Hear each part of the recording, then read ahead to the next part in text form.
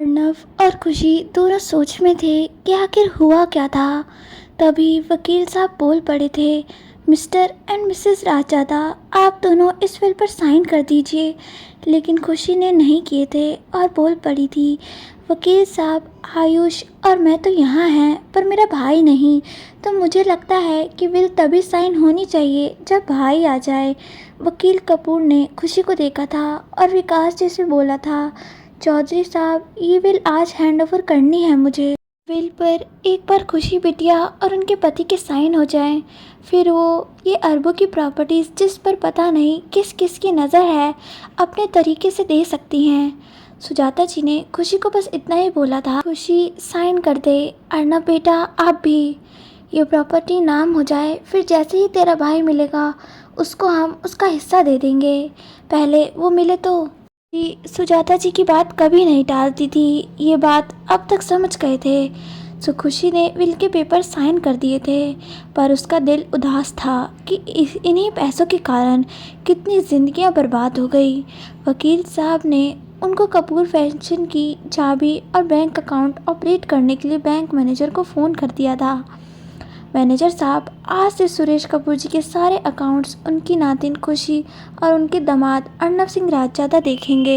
ये बात वकील साहब जाते जाते अर्नब से बोले थे, मिस्टर राजजादा, आप मेरा नंबर नोट कर लीजिए क्योंकि अभी बहुत से राज हैं जो खुलने बाकी हैं। अर्नब चौंक कर बोल पड़ा था, मैं उन्हीं राजों तक पहुंचने की कोशिश में हूँ वकील साहब, क्योंकि इतना तो मैं जानता हूँ, पापा, नरेन अंकल, सिमरन आंटी और मॉम के साथ उस दिन किसी ने तो मारने की कोशिश की थी, क्योंकि वो एक्सीडेंट प्री प्लान था। बहुत सोच समझकर ये वो करवाया था। वकील कपूर ने कुछ नहीं कहा था, बस इसके अलावा तुम सिर्फ शक्ल में ही नहीं बल्कि अकल में भी अपने पापा के जैसे हो, वैसे ही तेज़ दिमाग और दूरअंदेशी। मिस्टर चौधरी, मेरा काम ख़त्म हुआ, आज मिस्टर कपूर का काम ख़त्म हुआ और कल हो सकता है मेरा दूसरा काम यानी गौतम सिंह राजजादा के द्वारा सौंपा गया काम भी खत्म हो जाए। वैसे मिस्टर राजजादा, आप जानते हैं कि यहाँ आपकी एक हवेली है, आप सब वहीं क्यों नहीं शिफ्ट हो जाते? अर्नब चौंक कर बोल पड़ा था, क्या आप क्या बोल रहे हैं? यहाँ हमारी हवेली है, मॉम ने तो हमें ये बात बताई ही नहीं। कपूर साहब बोल उठे थे, मिस्टर राजजादा, कुछ राज ना वक्त के साथ ही सामने आते हैं। बाकी कल सलोनी जी आ रही हैं, तब मैं आपको आपकी हवेली की चाबी और जो कुछ गौतम जी का मेरे पास है वो आपको हैंड ओवर कर दूंगा। ये बोलकर कपूर साहब सबसे विदा लेकर बाहर आ चुके थे और आकर ऊपर की तरफ देखकर बोले थे, दो दोस्तों के दिल की बात बिन बोले सुन ली तूने, भगवान तेरी महिमा कोई नहीं जान पाया है।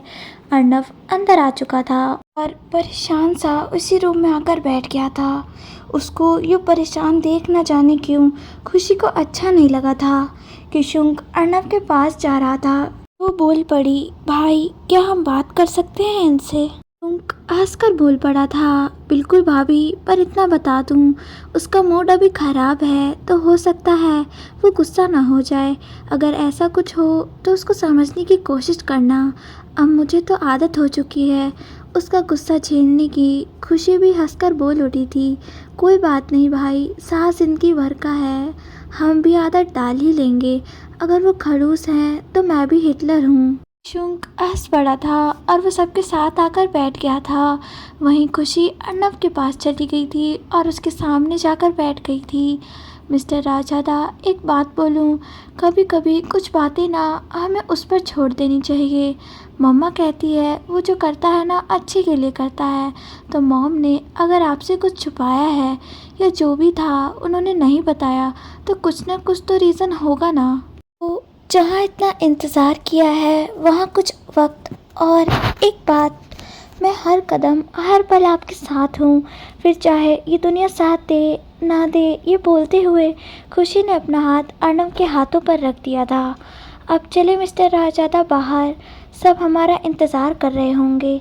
और एक बात, आज आपने साथ जाने को कहा था, लेकिन आज की वेदर रिपोर्ट के अनुसार यहाँ स्नोफॉल होने वाली है, तो हमने आपके लिए ऊपर टेरेस पे कुछ इंतज़ाम किया है। आप आएंगे ना? अर्नब ने खुशी को देखा था और अपनी पलकें झपका दी थी। खुशी के फेस पर स्माइल आ गई थी और वो जाने ही लगी थी।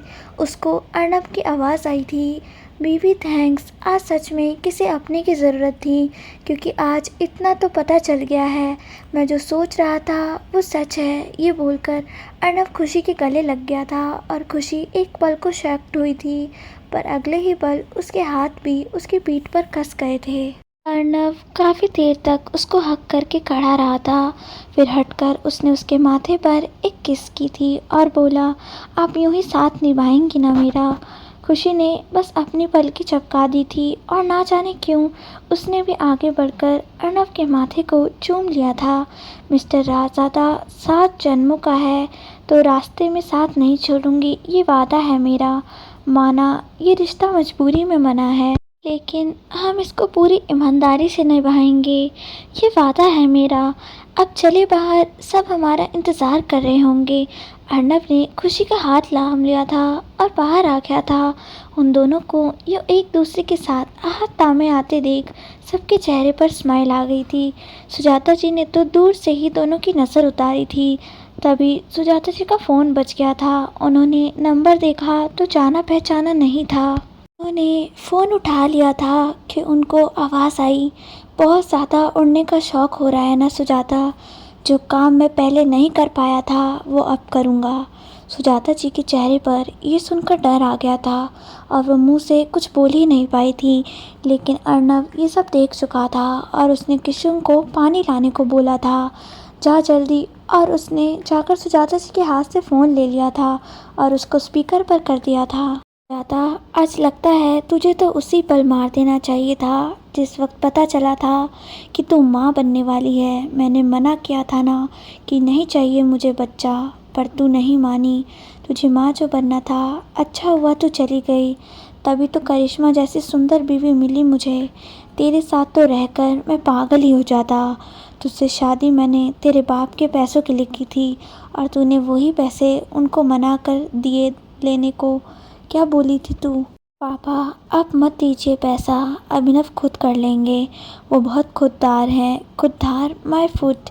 मैं तो उसी दिन से तेरे से नफ़रत करने लगा था, लेकिन तू नहीं जानती मैंने क्या क्या किया है।